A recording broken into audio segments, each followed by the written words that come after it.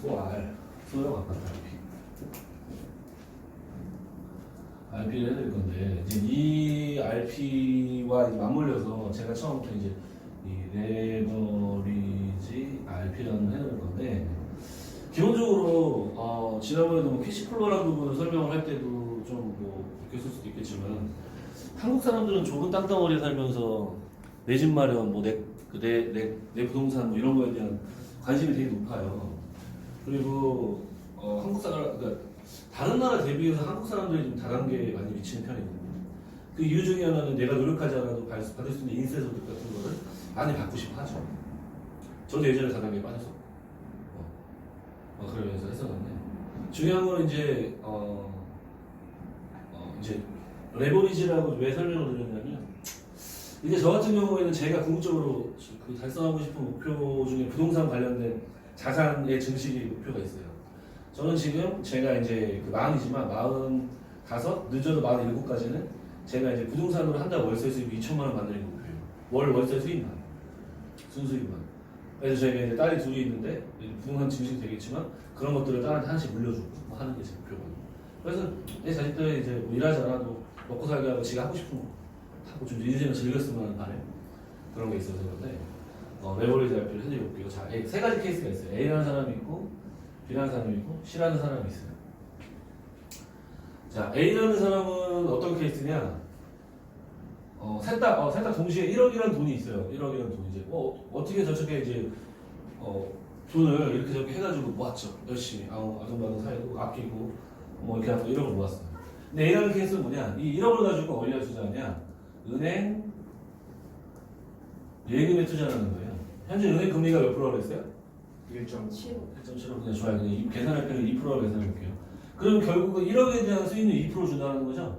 그럼 1년에 예금이자는 200만 원 될 것이고 여기에는 15.4%의 세금이 떨어질 거예요. 좋아요. 그냥 200만 원 번다라고 치고 그럼 결국은 A라는 사람은 1억으로 1년 동안 기대할 수 있는 수익이 연 200만 원의 수익을 받아갈 수가 있는 거예요. 그죠?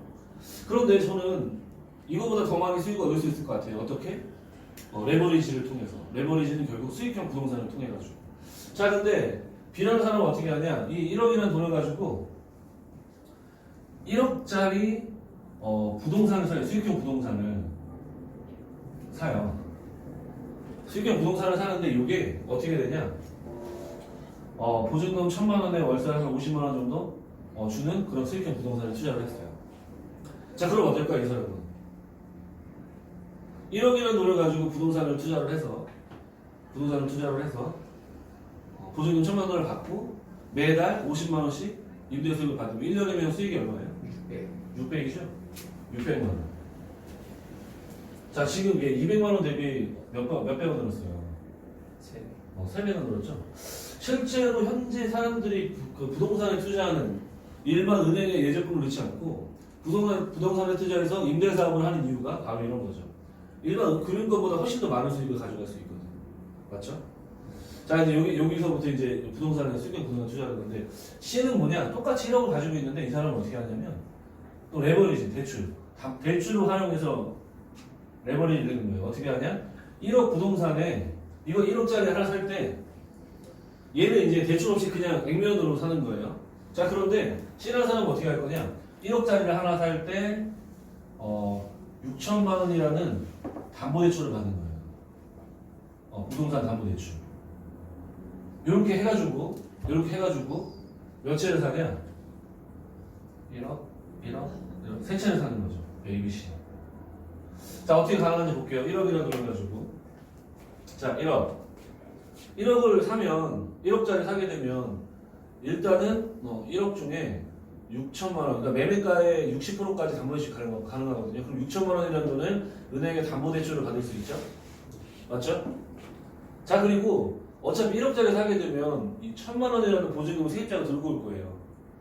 실제로 저는 필요한 돈이 9천만 있으면 된다는 거거든요. 어차피 세입자가 나가고 다른 세입자가 들어오면 보증금 1,000만 원 대체해서 주면 되니까. 이해되죠? 1,000만 원. 그러면 결국은 내가 이 하나 사는데 3천만 원의 현금이 있으면 돼요. 한 채 살 때, 그죠? 그러면 나머지 7천이라는 돈은 은행권과 보증금으로 되죠? 자, 그러면 결국 내 1억 중에 A라는 걸 살 때 3천만 원 현금을 주고 이렇게 사는 거죠. 대신 얘는 고려해야 될 게 6천만 원의 이자가 몇 프로냐? 얼마냐? 이걸 봐야 되는데 통상적으로 현재 담보대출자가 좀 올라져갖고 4% 기준으로 해갖고 보면 240만 원 1년에 그래서 1년에 240만 원 이렇게 해가지고 A라는 걸 사는 거예요. 자, 똑같은 방식으로 B라는 것도 살 수 있겠죠? B도 담보대출 6천만 원 받고 보증금 1천만 원 되는데 3천만 원만 있으면 되니까 또 3천에서 요거 해가지고 이해되죠? 무슨 내용인지 이해돼요? 네. 이해돼요? 네. 아, 그죠? 그럼 이렇게 A, B, C하고 세 채를 사게 되면 결국 저는 9천만 원이라는 돈을 한 채당 3천만 원씩 투자하고 9천만 원 돈을 넣고 담보대출은 6천씩 3개 받아갖고 해서 총 발생할 수 있는 은행 이자는 240만 원 곱하기 3을 하니까 얼마예요? 720만 원에 1년에 그죠? 20만 원에 이자를 내야 되는데 반면에 월세는 얼마냐? 한 채는 50만 원씩 150만 원이죠 한 달에 월 여기 곱하기 12 하면 얼마야? 한 채는 600만 원에 곱하기 3개 하니까 1,800만 원이네요 그죠? 그러면 1,800만 원 월세를 받아가지고 이 월세 받은 돈으로 이자를 내면 720만 원 까면 되죠. 그럼 얼마가 남아요? 1,080만 원. 어때요? 똑같은 돈인데 B라는 사람은 대출을 안 끼고 월세를 줬더니 600만 원 남아요. 똑같은 1억이라는 돈은. 근데 이 사람은 1억이라는 돈을 가지고 담보대출을 활용을 하고 그죠? 자기가 있는 돈을 분산시킨 거예요. 그렇게 해서 세 채를 샀더니 이자를 내고도 1,080만 원이라는 돈을 나오니까 이 사람보다 또 400만 원 가까운 수익을 더 얻었죠. 은행권 금리보다는 5배 이상의 수익을 얻었다는 거예요. 자, 여러분들이 투자하려면 어디서 투자하겠냐는 거죠. 그냥 내가 1억이라는 돈이 있어. 그러면 A보다는 B가 낫고 B보다 C가 낫죠. 자, 여기에서 제가 오늘 이제 소형 아파트 RP는 C처럼 투자하는 방식을 설명을 할 건데 그게 여러분들이 앞으로 판매하는 상품하고 연계해가지고 해당 내용을 설명을 할 거예요. 자, 여기까지 이해됐죠? 네. 여기 이제 지금 레버리지 RP 하는 건데 실제로 근데 B랑 C랑 또 비교해볼 때 소형 아파트 한 채와 두 채, 한 채와 세 채 그렇게 해가지고 투자를 할 때 예를 들어 부동산 가격이 오를 때 얘는 한 채만 오르지만 얘는 세 채가 다 올라요. 그죠? 그러다 보니까 또 부동산 매매 차익에 대한 실현도 충분히 할 수가 있겠죠. 자, 그래서 이제 소형 아파트 관련해서 좀 넘어갈 건데 이렇게 해서 이제 이해를 좀 하시면 조금 편하실 거예요. 네, 저는 이제 고객한테 항상 좀 뭐가 비교를 하는 걸 좋아해서 A, B하고 나눠서 하는데 자, 지금 A라는 사람이 있고 B라는 사람이 있어요. 둘 다 복리라는 상품에 저축을 하고 월 100만 원씩 저축을 진행을 할 거예요. 자, 그러면 우리가 이제 저축이라는 걸 진행을 할 때 여러분들 추가납입이라는 거 들어봤어요? 네. 들어봤죠? 그냥 저축을 100만 원, 액면으로 하는 것보다 추가납입을 하게 되면 추가납입분의 사업비가 줄어들기 때문에 복리 효과가 더 커진다고 들었죠? 자, 그래서 어떻게 하냐? 지금 저희가 판매하고 있는 상품 요 마음든들 모르니까 또 DGB 생명계 있는데 얘를 33만 원 월 계약을 하고 추가납입 66만 원 하게 해서 토탈 100만 원의 저축을 하게 만드는 거예요. 그리고 15년 동안 저축을 하게 하고 얘는 지금 이제 3% 고정금리를 쭉 주거든요. 상품 내용을 보면 내가 가입한 시점부터 10년까지는 공시율을 따라가는데 이 이후에 10년이 지나면 요때 공시율 준 것까지 다 3%를 해갖고 다 소급적으로 해주는 거예요. 그러니까 결국은 내가 가입하고 10년이 지나면 모든 기간 동안 다 3%로 이자를 적용해서 주는 상품이에요. 여기다 투자를 했어요. 자, 그래서 30세부터 투자를 했고 쭉 해서 45세까지 둘 다 납입을 하고요. 55세가 되는 시점에 그 수익을 보는데 A라는 사람은 어떻게 하냐 이렇게 될 수가 있어요. 쭉 올라가지고 제가 이제 뭐 해약한 실제로 이거를 똑같은 조건이니까 보여드려야 돼서 이거 출력을 했는데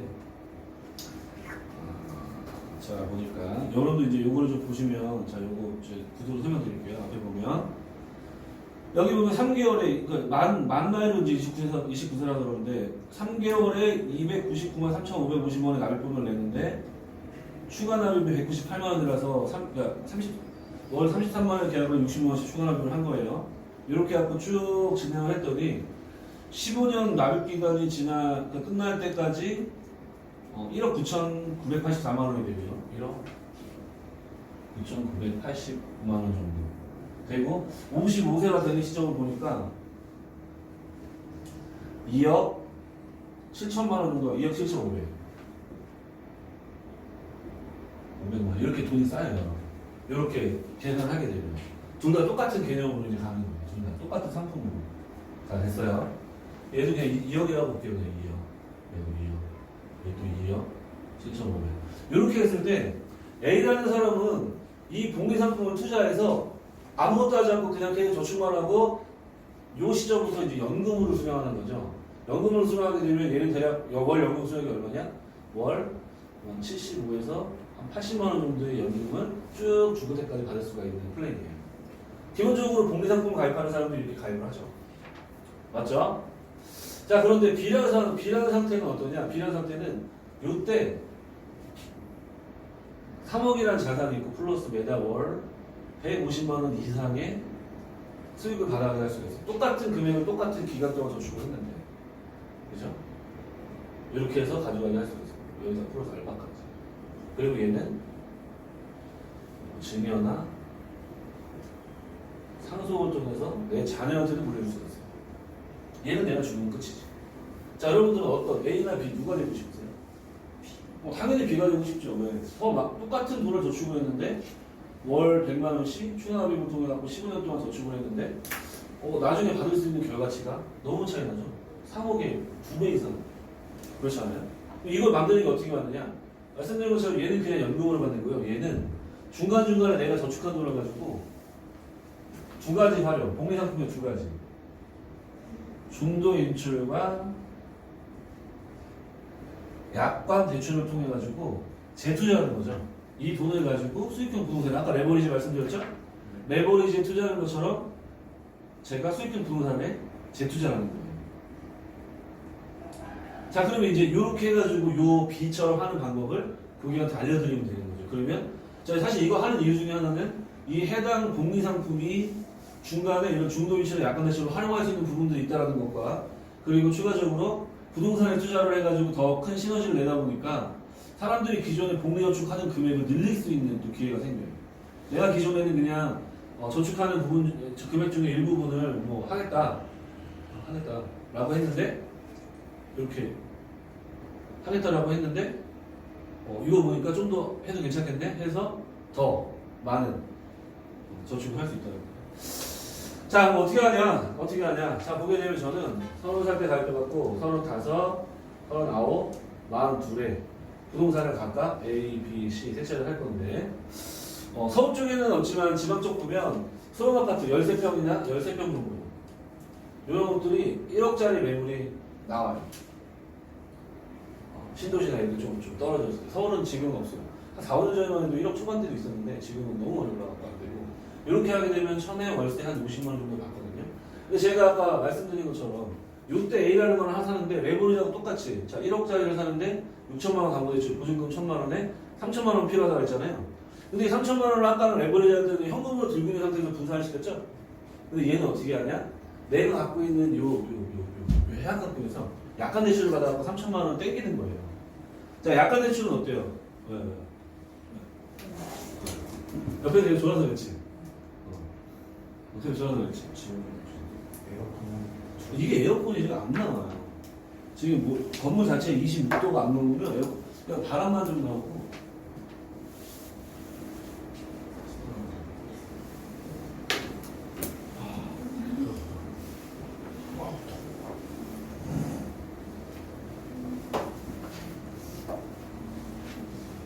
에어컨 빡빡해서 바로 안 먹고 교체해야 돼.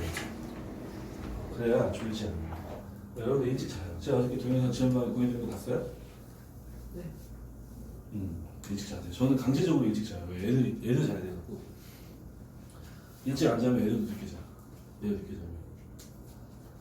자, 그래서 이렇게 하는데, 요 3천만 원을 레버리지한테 현금으로 들고 있던 것 같고 하는데, 얘는 지금 어떻게 하냐? 여기서 약관 대출 받는 거예요. 중도인출은 어떤 개념이에요? 내가 예를 들어서 여기 쭉 해갖고 1억이라는 돈이 있다. 그래서 5천만 원 중도인출 받으면 원금에서 빠지죠? 그러니까 나중에 복리가 나머지 5천만 원 갖고 올라가는데 약관 대출은 어때요? 여기서 5천만 원을 받아도 5천만 원에 대한 이자만 내면 되고 약관 대출 이자만 내면 되고 원금은 1억으로 쭉 복리가 굴러가는 거예요. 그래서 처음에 부동산에 수익형 부동산에 재투자할 때는 약관 대출을 활용하는 거죠. 자, 보게 되면 3천만 원이 필요하죠? 근데 35대. 그러니까 기본적으로 이 상품은 해약한 금액 60%까지 약관 대출이 가능하거든요. 가입하로부터 35달 보게 되면 6,077만 원이래요. 해약한 금액. 6,077만 원. 그럼 여기 60%가 된다고 했죠? 그러면은 약관 대출 할 수 있는 금액이 얼마예요? 6, 6에 30, 3,600만 원이죠. 그럼 어때요?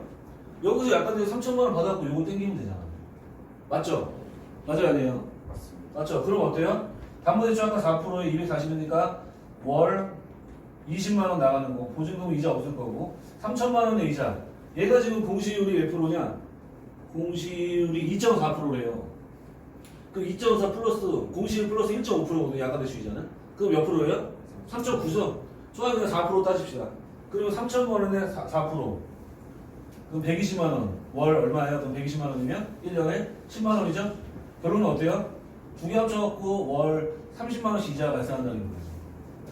맞죠? 대출에 대한 이자. 담보대출 이자 월 20만 원, 약관대출 이자 월 10만 원. 총 30만 원 이자 발생하는데 중요한 건 이 월세 한 달에 얼마 받아요? 50만 원 받죠? 그러면 어떻게 되냐?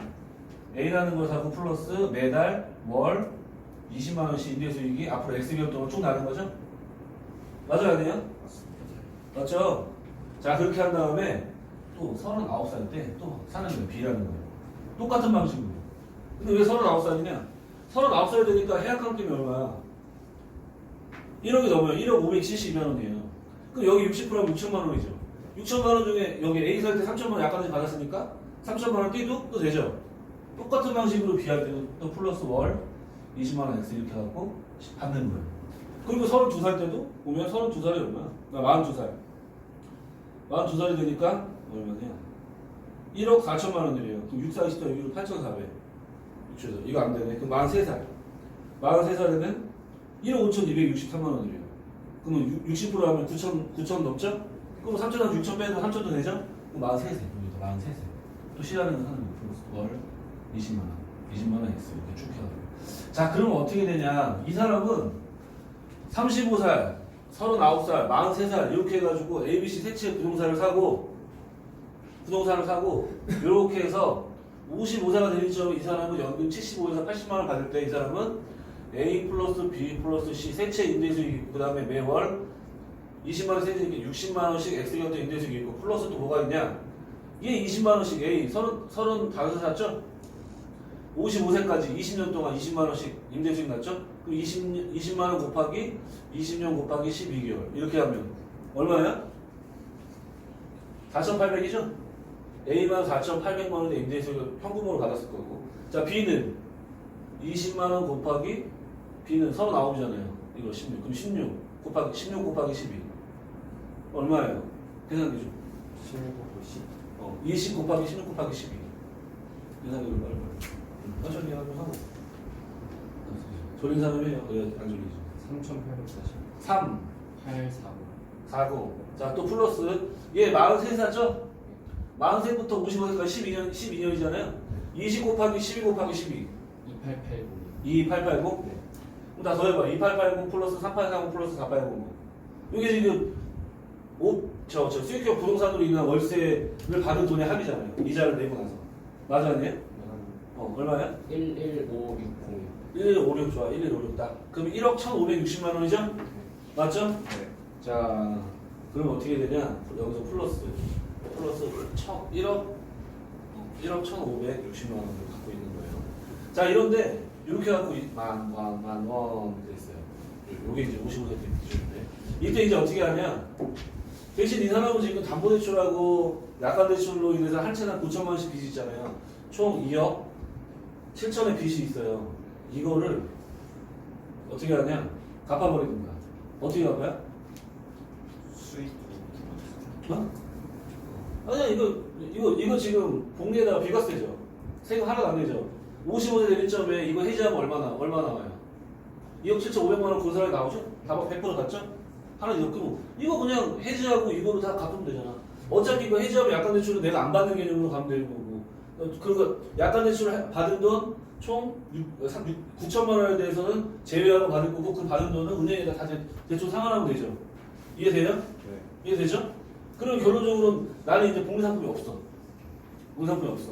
대신 액면 이렇게만 남았죠? 그죠?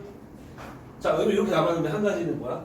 요 월 60만 원짜리는 이자가 발생했기 때문에 한 달에 30만 원씩 이자를 냈기 때문에 60만 원이지.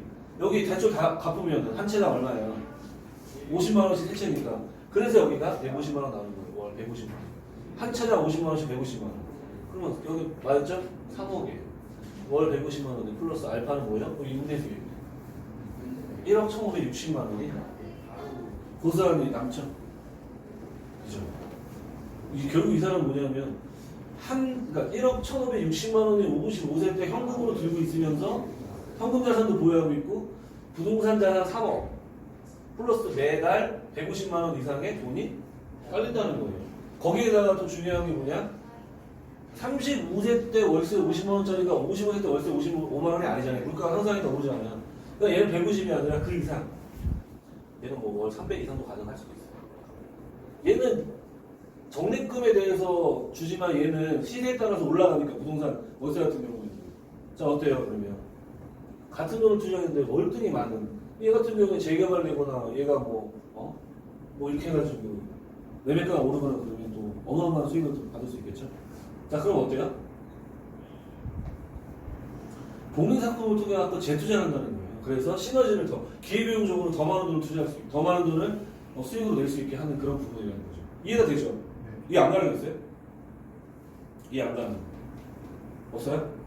조정 안 해도 왜 이상하게 내가 교육을 딱딱하게 들은 거야. 이렇게 내가 좋아.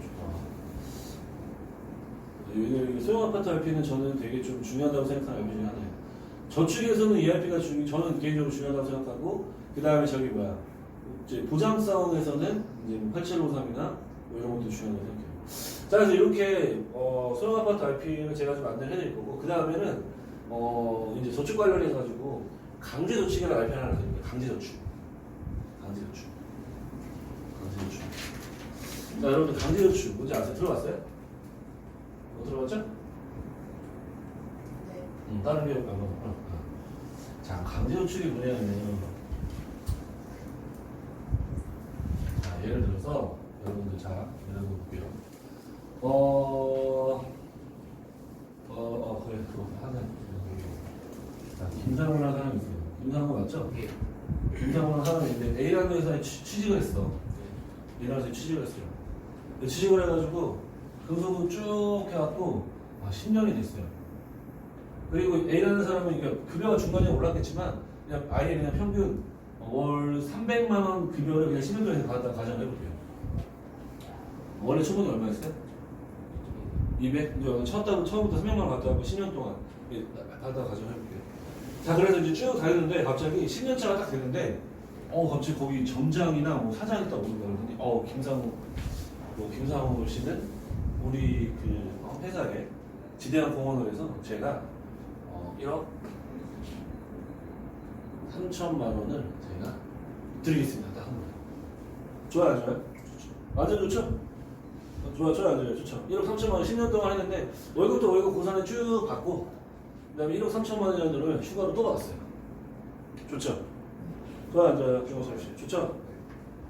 근데 쫄은 거야. 어떻게 왜 쫄았냐?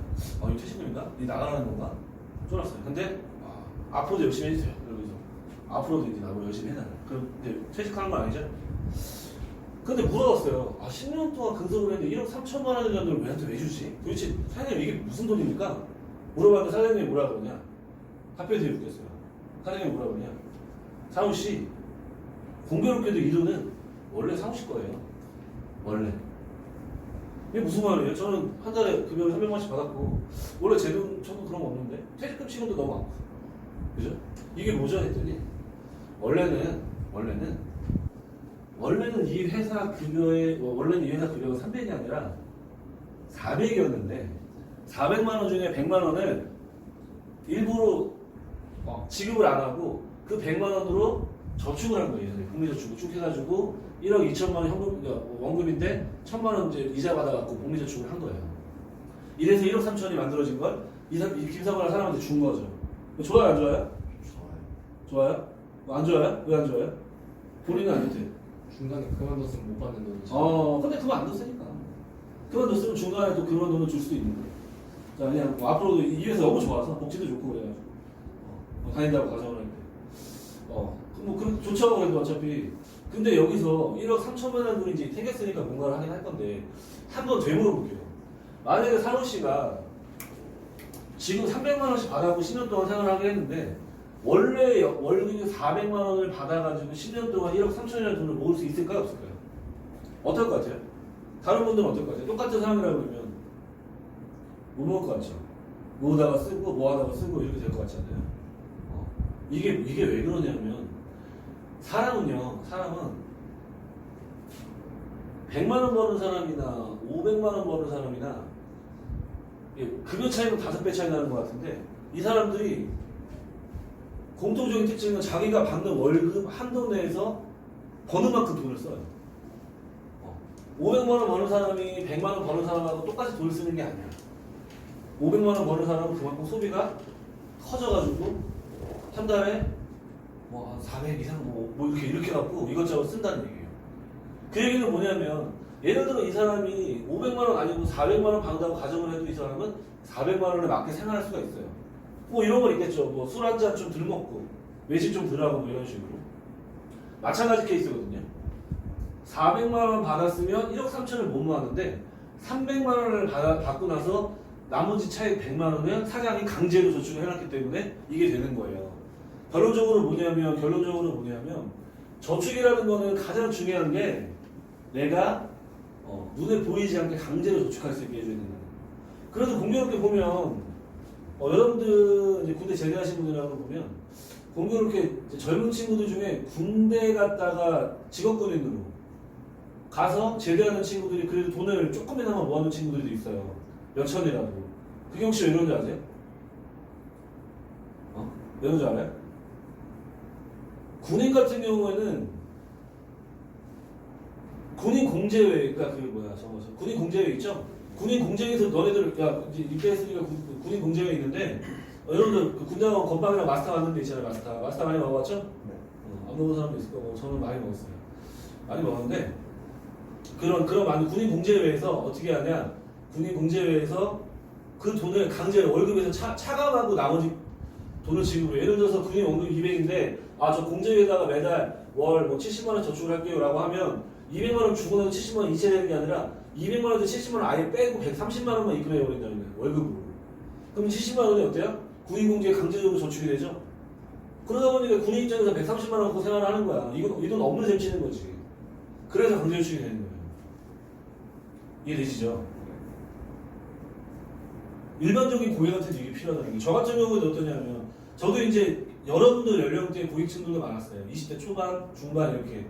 근데 거기 있는 분들이 저를 만나서 저축을 하면서 저도 여러 번 들었는데 한 가지 제가 제일 많이 들었던 얘기가 있는데 뭐냐면 몇 년이 지나고 나서 이 사람들이 뭐 기존에 있던 일을 퇴사를 하고 하거나 아니면 이직하거나 할 때 저한테 되게 고맙다고 하는 게 하나 있었어요. 그게 뭐냐? 나란 사람을 만나기 전에는 저축이라는 걸 꾸준히 해본 적이 없어서 돈이라는 걸 모아본 적이 없는 사람들이었는데 저런 사람을 만나니까 어때요? 저축을 강제적으로 하면서 돈을 내가 안 보이는 돈이 초각초각 쌓이면서 어느 순간 봤더니 이게 내가 생각지 못한 그 이상의 큰 돈으로 뭉쳐져 있다는 거지. 목돈으로 만들어져 있다는 거지. 그래서 저를 만나갖고 저축이라는 걸 이렇게 꾸준히 하면서 목돈을 만드는데 재미를 붙였대요. 실제로 여러분들이 하는 역할 중에 하나도 이런 거예요. 강제 저축을 시켜요. 처음부터 얘기했죠? 저축 ABC 얘기했죠? 수익률이 아무리 좋아도 의미 없어요. 내가 월 저축하는 금액이 크면 클수록 저축 금액이 높아지고 그걸 꾸준히 하면서 목돈을 모을 수 있다는 거. 아시겠죠? 그래서 여러분들은 이제 이 강제저축 RP도 고객들한테 해주시면 좋으실 거예요. 그래서 저축이라는 거는 그냥 남는 돈 하는 게 아니라 내가 처음부터 목적을 가지고 그러니까 이렇게 보면 돼요. 예를 들어서 자 신호 셰프 씨는 나중에 뭐 하고 싶다 그랬죠? 저번에 뭐 하고 싶다 중장비 사업한다 그랬죠? 중장비 사업을 몇 년을 할 거예요? 지금 예상하기는 6년, 7년 후에 6년, 7년, 7년이라고 봅시다. 그럼 7년 뒤에 중장비 사업을 하는데 필요한 돈이 얼마예요? 최소한 5억 5억? 중장비가 1억이고 이거 중장비 렌트는 안 되나? 렌트도 있긴 한데 제가 사업을 돌리려면은 제가 사서 하는 게 더 이익이 이거 심각한데 5억 7년 동안 5억을 하면 한 달 동안 얼마씩 모아야 돼요? 맞잖아. 이거 계산해 봤어요? 계산 안 해봤어요? 돌려봐요. 5억 나누기 7년 해봐요. 7 나누기 12에 봐요. 어? 1000만 원씩 7년이 몇 개월이야? 84개월이죠. 네.